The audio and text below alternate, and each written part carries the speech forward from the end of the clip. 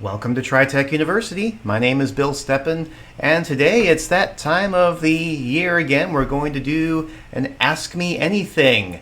So today it's all about your individual questions that you have either asked in the past and it didn't necessarily equate to an entire topic for a live stream session, or you are going to ask it right now. So I've got a handful of questions here that have come up in the past, either via the topic poll option on the live stream page, or just I've had asked to me over the months via various training sessions or being on site or over the phone. So I've got a couple of those that we will go through if there are no pending questions from today's chat. Otherwise, it is all about the questions that you will be posing to me today. So to ask those questions, over to the right is the chat tab here on the live stream page. Go ahead and click on that tab where you can then log in below using the nickname button, type in your name, and then say hi and ask me any questions that you have today, and we will hopefully get them answered here for you. Obviously, hopefully they're going to be AIM or Active E related. I will try to answer questions outside of those if it's relevant. Where do babies come from? Probably not the most appropriate question for today's topics, but like I said, anything that you'd like to know, otherwise just ask away.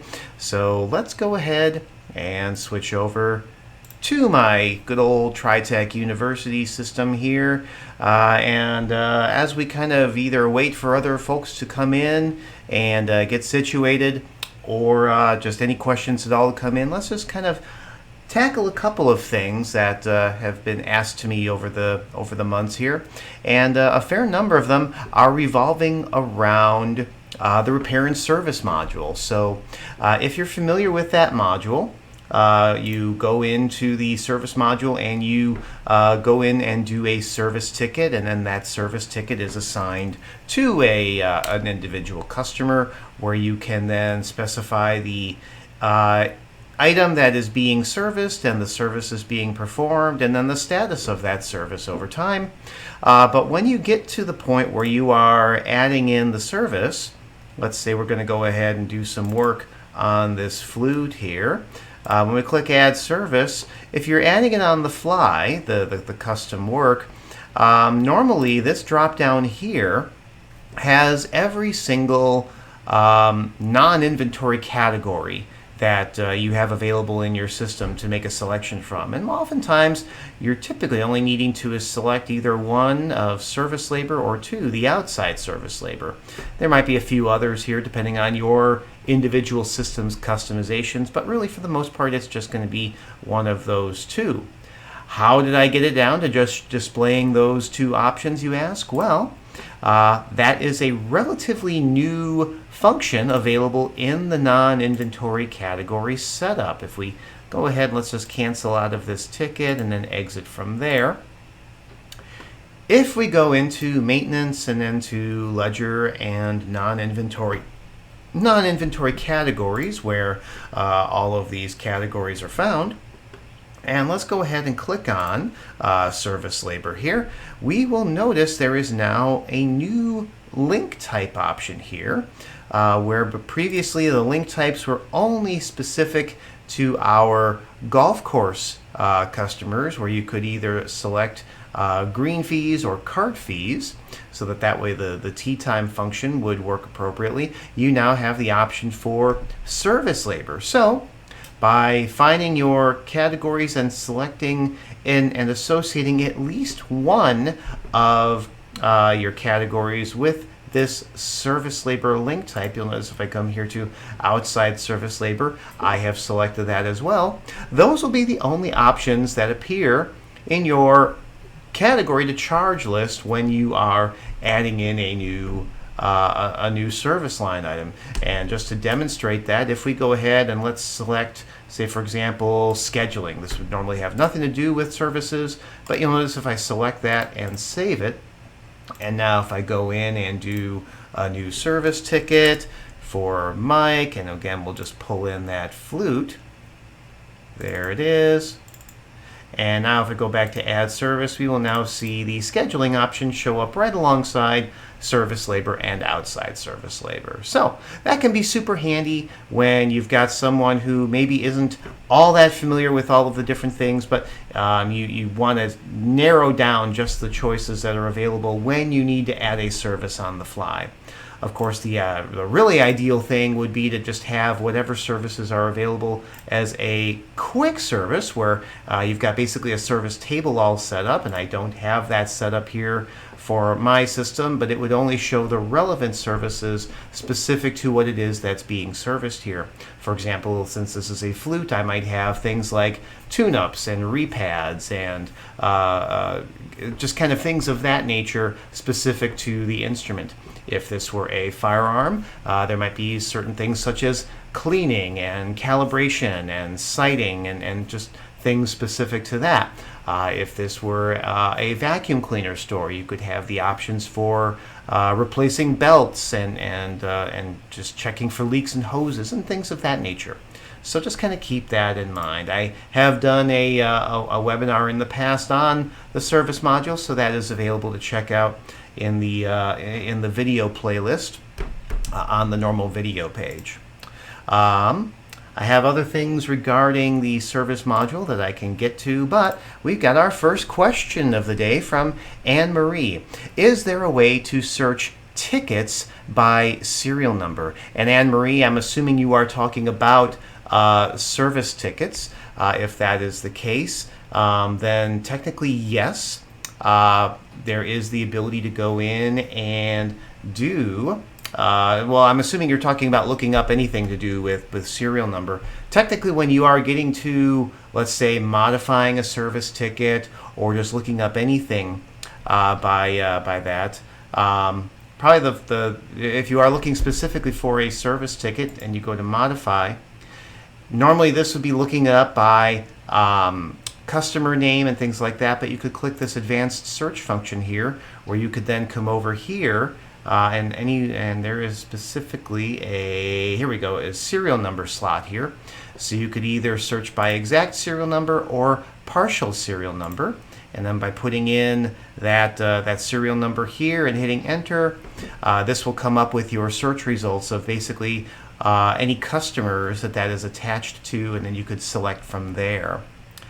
Alternatively, if you are, again, kind of specific to service tickets, if we go to modify ticket by technician, and let's say that you just have this open to everyone, you could then click into this field here underneath the serial column, type in the serial number, and that would narrow it down to any open service tickets that way, and then you could just double click on it from there to hop back into that service ticket. So those are a couple of different ways of looking up service tickets by serial number.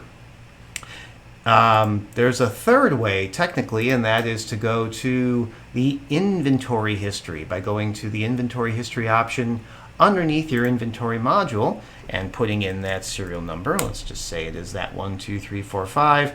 There we go. We can see the two service tickets that we still technically have open here.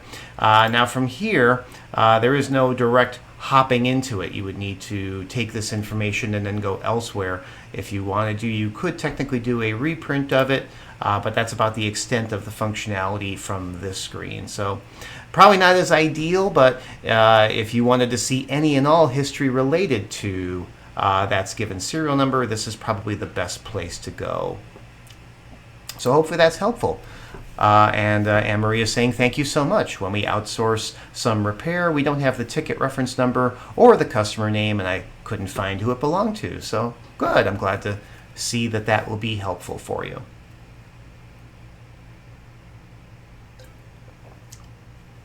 Another relatively new function related to service tickets is the ability to set up what are called specific ticket locator fields or locator tags, I guess you could say.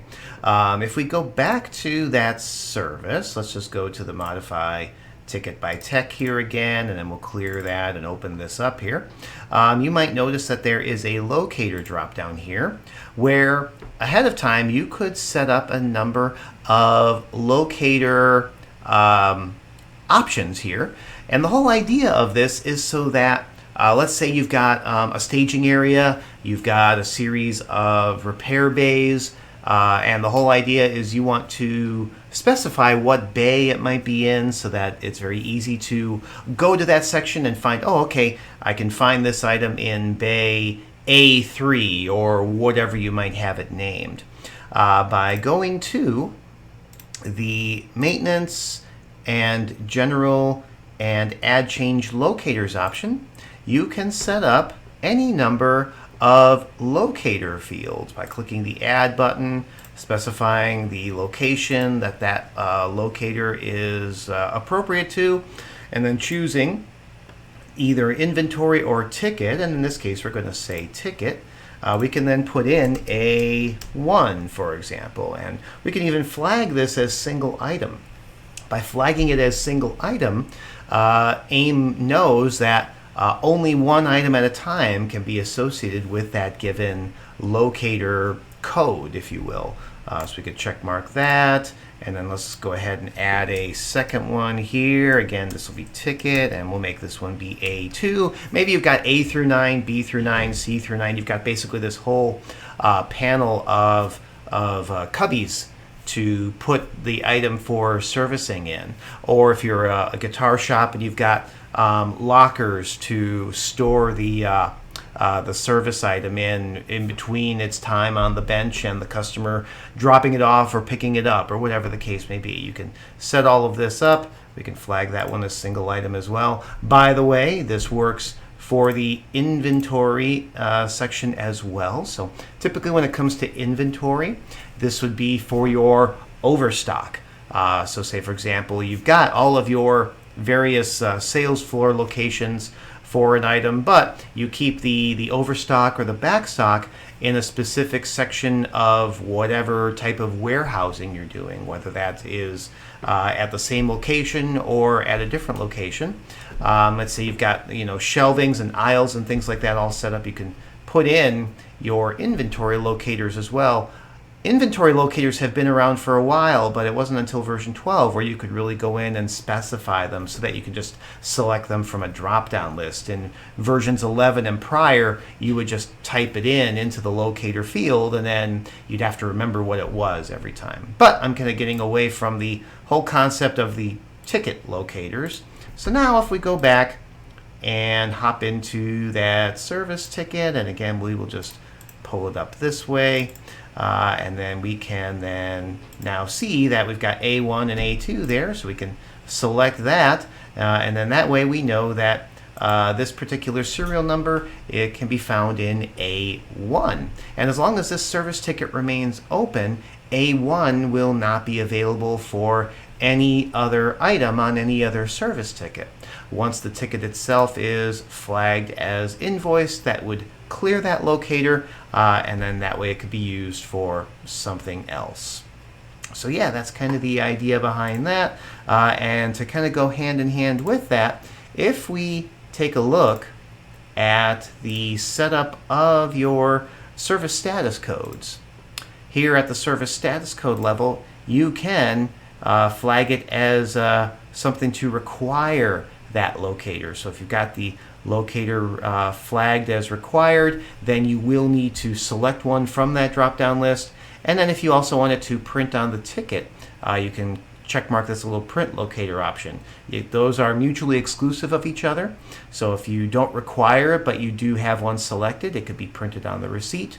And you can also require it without necessarily needing to print it on the output. So I want to just point that out here as well. So yeah, those are a couple of service ticket items that have come up in the past little bit here.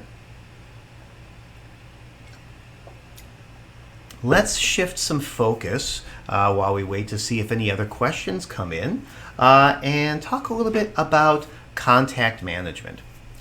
Contact management has been a module that we've had forever and a day. It's actually how here at TriTech we use contact management to log all of your technical support calls and inquiries to us, how we keep track of our outgoing sales calls and things like that. It's a great utility for the purposes of following up on prospective customers and also ensuring that you are offering top-notch customer service after the sale as well.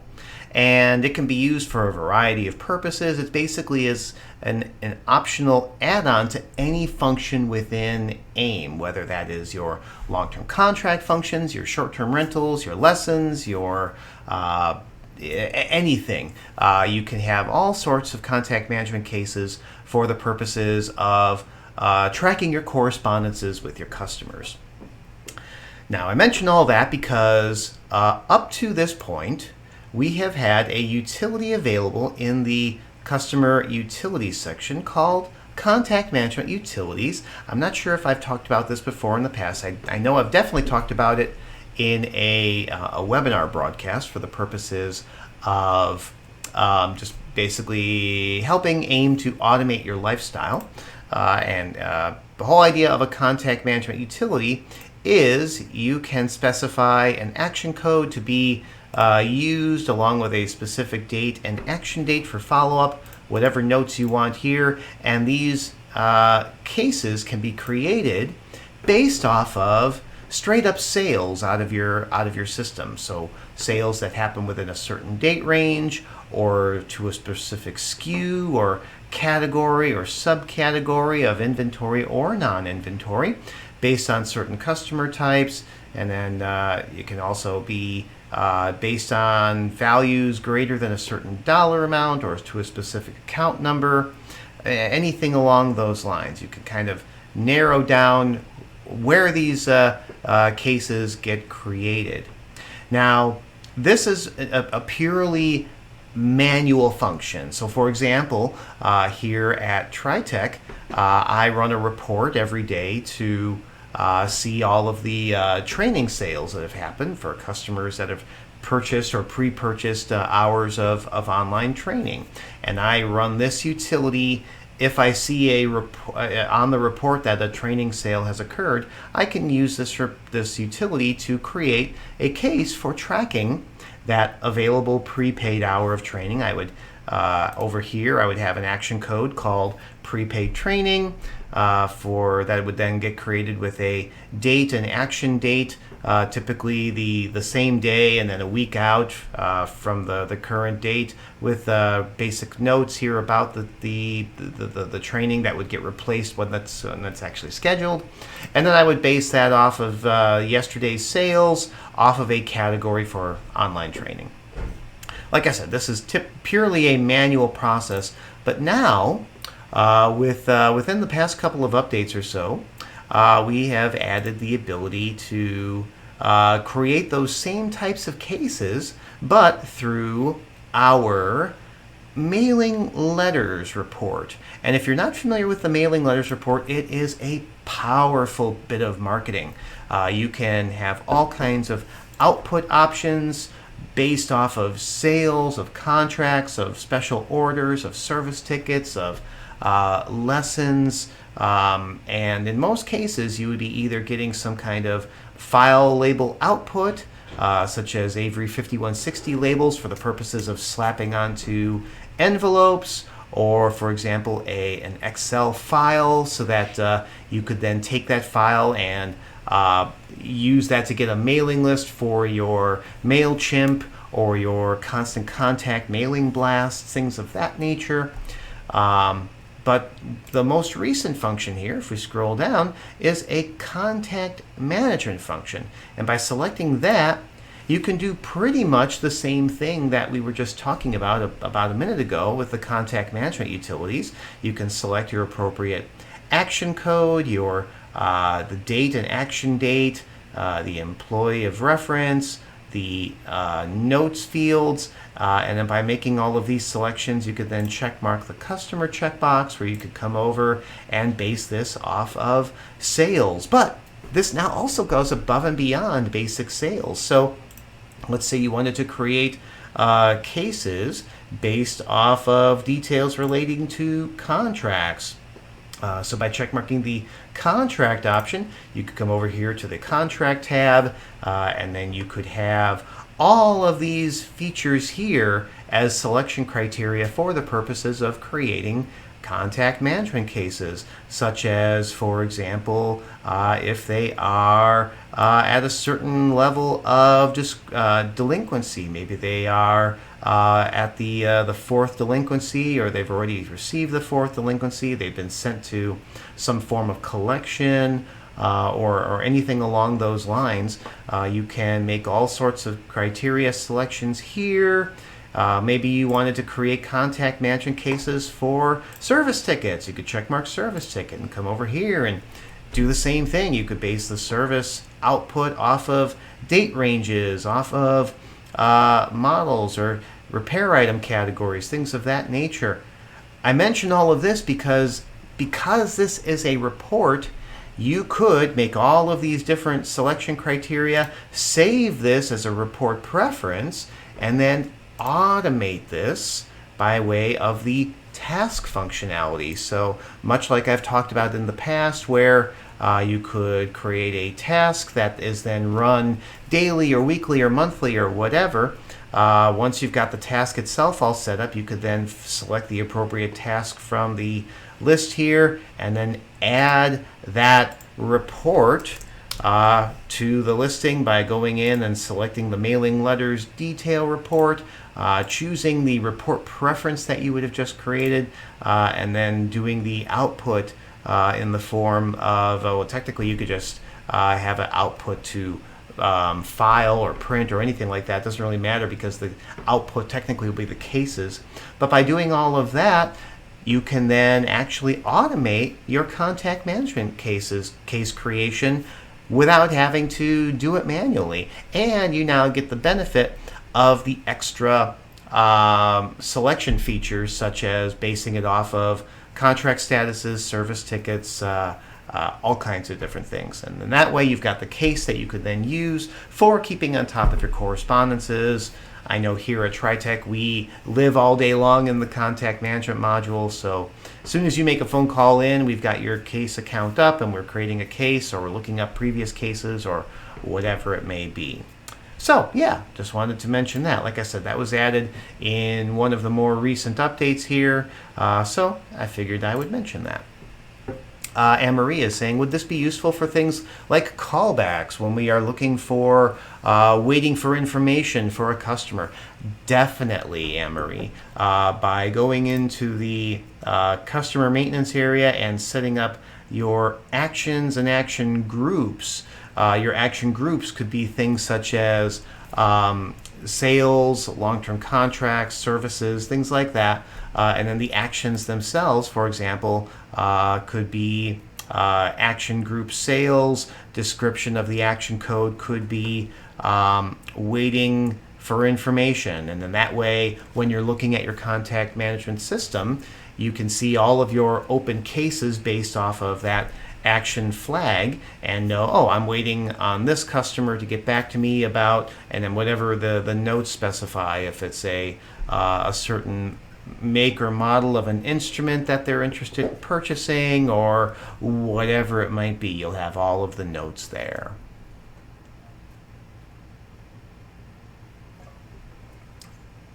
So yes, contact management, it is a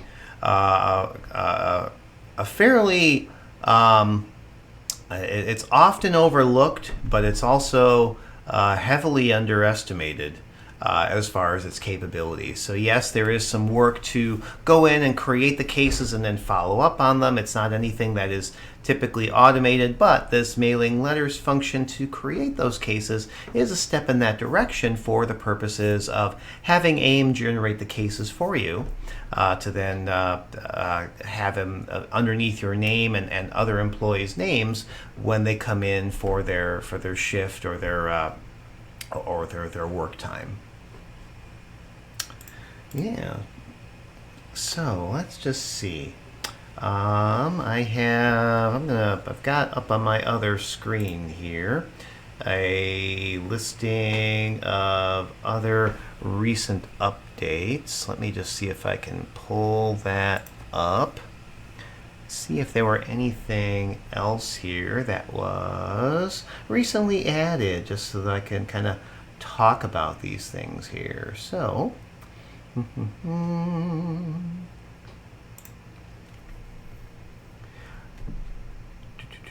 of course, I believe since the last Ask Me Anything, we have fully integrated with Pointy. If you're not familiar with Pointy, that is a service from Google where the whole idea is to have a Google business page that customers, when they're browsing the web and they're looking for a product or a service, if you've got a Google business account, it can have a lot of your details up there for the purposes of displaying things like store hours and store location, as far as like the address and the contact info, and maybe some pictures of the storefront and the in-store displays and the smiling faces of your staff and things of that nature. But Pointy specifically is a service where if you're integrated into a system such as AIM, you can have it take all of your SKUs, all of the barcodes, and push them up to your Pointy page.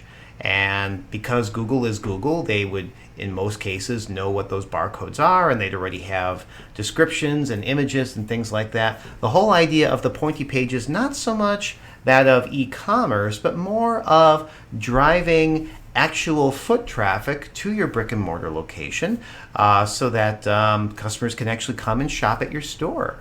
Now, it does not display exact quantities, but they have their various algorithms that Google incorporated, and if it sees that the most recent activity with your quantities is sufficient, it can have certain tags such as plenty in stock, or a few in stock, or unavailable, or things like that. But then when a customer searches for that product, they can then see all of the stores that have Pointy accounts, as well as their again, their addresses, their phone numbers, their store hours, for the purposes of driving traffic there.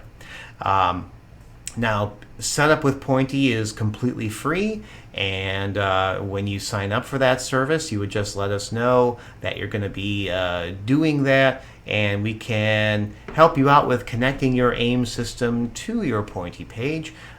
We've got a walkthrough all typed up and readily available on our online help. Basically, you would reach out to Pointy and you would get an API token that you would then be able to plug into your setup.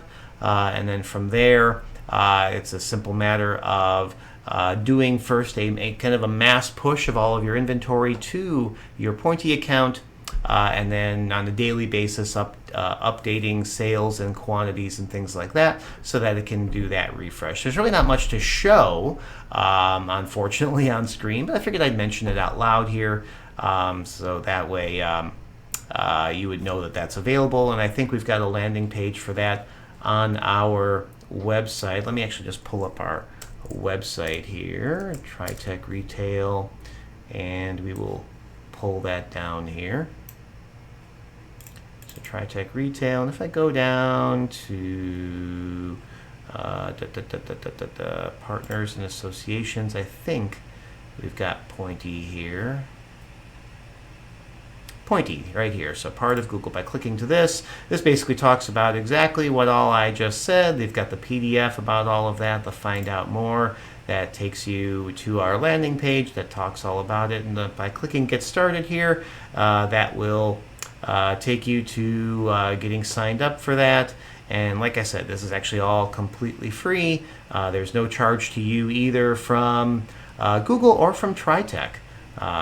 So yeah, if you've already signed up for e-commerce, this is a great way to supplement that. And even if you're not signed up for e-commerce, you can still take advantage of this, because that way, like I said, the whole idea there is to get the products in your brick and mortar store up there for people to come to your store. Down here it does mention like scanning your products. This is actually a PDF direct from Google, if I'm not mistaken. So this is available even if you weren't using a system like AIM. There's a little box that they would ship you. I think it's just the cost of shipping. I don't know, because obviously that's not relevant to us, but it would be a device that you would plug in essentially in between your point of sale and the product. So you scan it with the barcode, and then that way it knows and sends that out to your Pointy account. But like I said, that's not relevant when it comes to the AIM interface. You simply just already have all the barcodes in your system, so that's all good there. And yeah, these are kind of like some sample pages of what they would look like. So Allen's Sporting Goods got the store hours, the address, the maps location, and then whether it's in stock or if it's limited availability or out of stock entirely.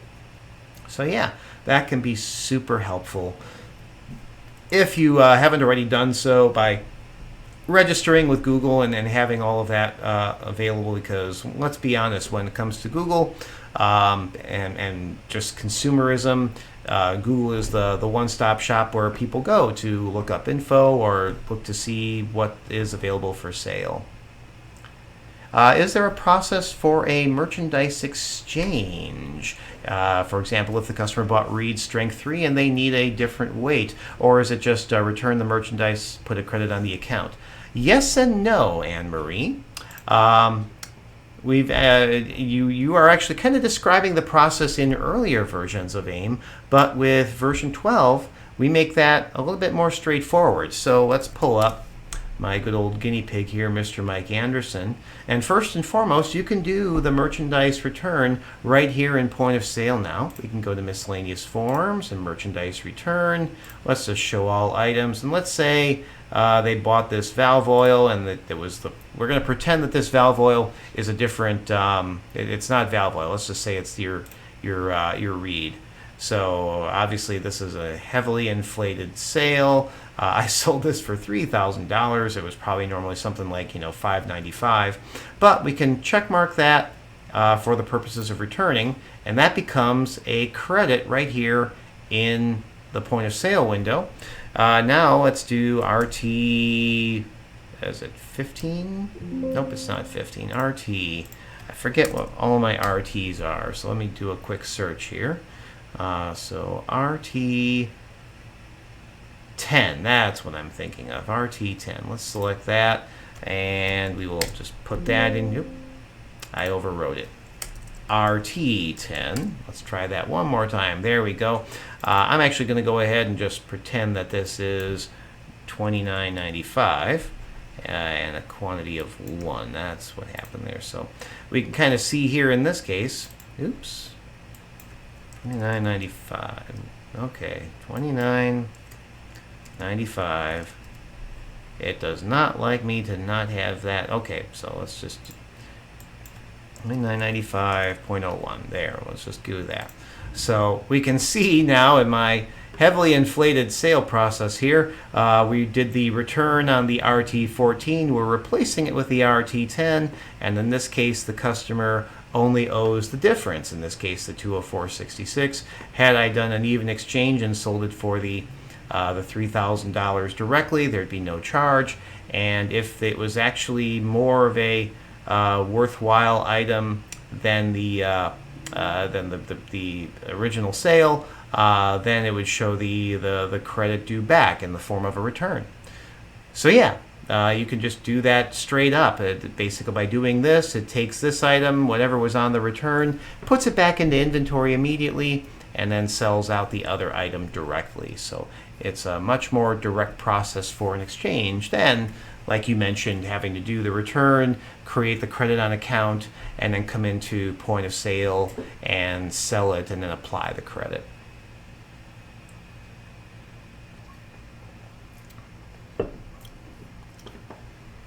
But yeah, definitely thank you so much for all of the questions that you've had today, Anne-Marie. I appreciate that. Let's see if we've got any other major advancements in recent updates that would be worthwhile mentioning, or if there are any. I can't recall of any other things that had been kind of coming up, honestly. we have implemented a third type of waiver. I don't know if anyone here is using either Smart Waiver or CityGrow for doing the waiver integration. By the way, when we talk about waivers, we're talking about things like liability release waivers and things like that. So just coming back down here again to the partners and associations. So we've been integrated with Smart Waiver for some time. Smart Waiver was kind of the first one that we partnered with for the purposes of collecting online electronically signed liability waivers that you could then have on file for the customer. So if you, for our example, a range and you've got someone coming in to use the range, the online waiver is a great way of making sure that they've signed off that they are going to use the range in a proper and safe format and that you are not responsible for any damages or injuries or anything like that. We then later on integrated with CityGrow as an alternative to Smart Waiver, and we now have a third one that is called Otter. So if we go down here to the O's, we might not have it up here yet, but Otter is basically a third one. They've got their own reasons for why they're different between Smart Waiver and CityGrow. I think it boils down to how many waivers you can do per month and things like that based on the price point that you're at. So yeah, Otter waiver integration. If I were to just open up another page here and do Otter, not waiter, Otter waiver, VER, then yeah, otterwaiver.com, and then yeah, if you were looking for a third or basically just an alternative to the Smart Waiver and or CityGrow, this is now a third one. So we always like options, and options keep everyone competitive. Let's see, are there any other recent integrations, adjustments? For those of you who have larger storefronts or multiple locations, and are trying to do your best in keeping your inventory physical counts accurate, in one of the most recent updates, when you are now doing your physical inventories and you are preparing for a physical, you can now give it a cycle name. So by having a cycle name associated with the count that you have created, you can actually now have multiple cycle counts going on simultaneously. So no longer needing to have one and then cycle it out and be done with it in order to start up a new one. You can actually have multiple cycles going on simultaneously by giving it a cycle name. Anything that you do going forward will be associated with that particular cycle. So you'd be able to go in when you are doing your counts or importing those counts. It'll ask for the cycle that you are associating it with. And then last but not least, when you are doing the closeout, when you are doing the update, selecting the cycle. So everything now revolves around a specific cycle. And that can be definitely helpful when it comes to if you do have 2, 3, 4, 8 or more store locations and you've got hundreds of employees that you are having go out there every day or once a week or however often to go in and take those counts to make sure that your inventory is staying accurate throughout the year.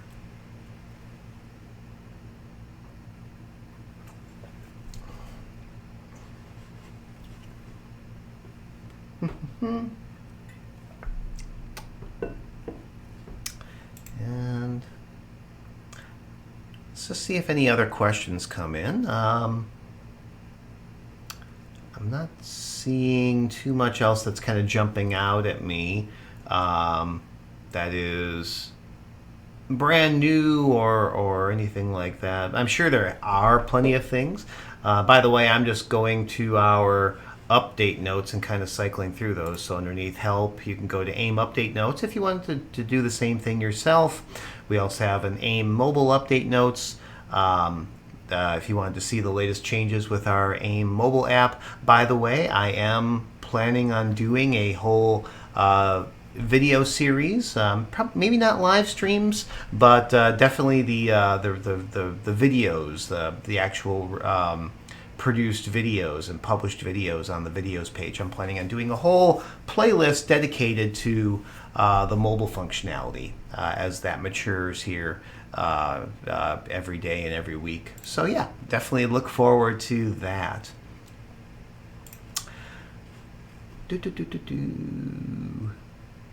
There are a number of advancements and features related to Word templates. So if you're not taking advantage of Word templates, now is a great time to get into that.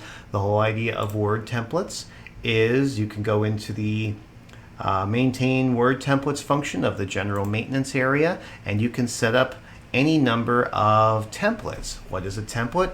It is a Word document that you can type out all of your various terms, conditions, verbiages, associate that topic or that template with a specific function of the AIM point of sale system, for example, by associating it with a long-term contract generated code. Every time you save a new contract in the system, the document can be the actual contract itself, and it can pull in the name and customer details, as well as the details of the contract itself, the instrument on the contract, the payment amounts and due dates and so forth, the total terms, the total amount of the contracts, things like that.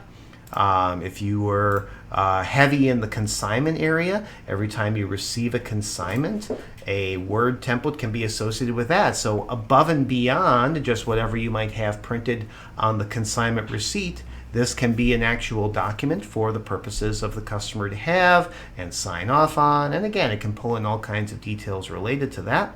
And the whole idea behind all of that is you can have tags within those documents that will pull certain information in from the AIM system. And if we go into the templates folder within your AIM and open up this tag index, this is basically a master list of all of the tags that you can pull in. So for example, you could take this tag here, copy and paste that into your document, and then when you use AIM to print out that document, it would be replaced with the customer's name.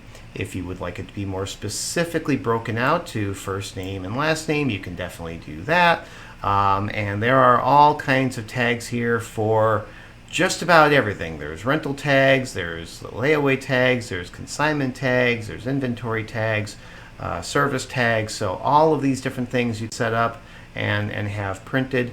And we add tags all the time. So they would be listed out in the update notes, and you can check those out at your leisure. And if you ever have any questions about that, I did do an old webinar on that, which I am planning on actually redoing here sometime pretty soon, because my intention is to kind of phase out or cycle out those older and more rambly webinar formatted recordings and replace them with these more tightly knit and more to the point live stream broadcasts. Not this one, because this is an Ask Me Anything and it's all over the board here, but the specific topics where I can kind of cover them in 15, 20, 30 minutes at the most, and have the live stream recording be exactly that long as opposed to an hour or more.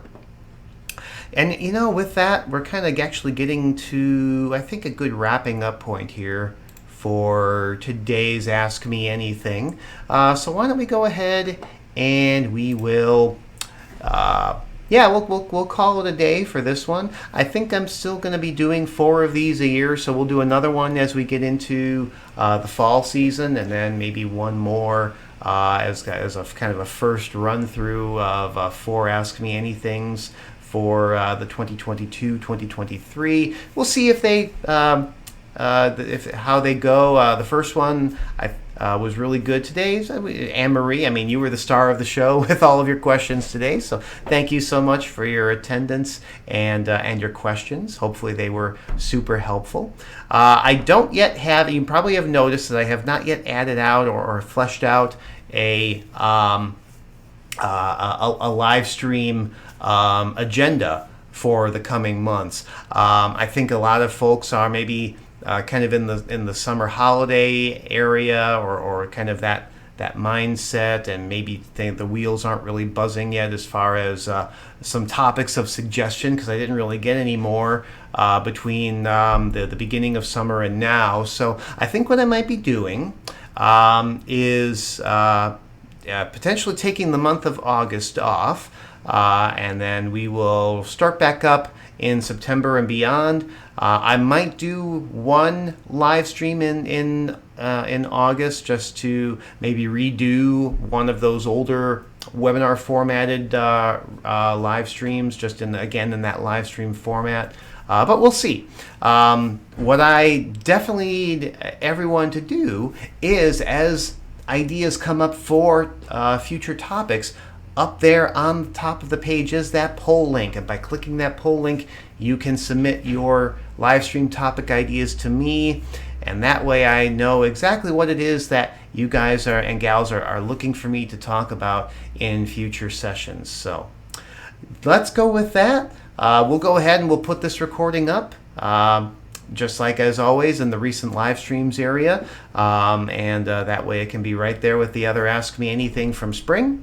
And if there's anything else that we can do, as always, just give us a call to our sales line if you got questions on modules you don't have or services you'd like to sign up for. The support line if you have questions on things you already do have and are having trouble with, or just need help on, or you're actually having an error or anything like that. And let me know if you would like any future specific topics for these sessions, or if you would like some dedicated one-on-one online training. I'm doing a lot of on-site training. Actually just reopened the ability to visit internationally, so our Canadian customers and beyond, typically just Canadian, but we have a few here and there elsewhere though. So have passport, will travel, and I'm looking forward to seeing you all in upcoming live streams and everything else. So let's go ahead and sign off. Thank you so much, and we'll see you next time. Take care.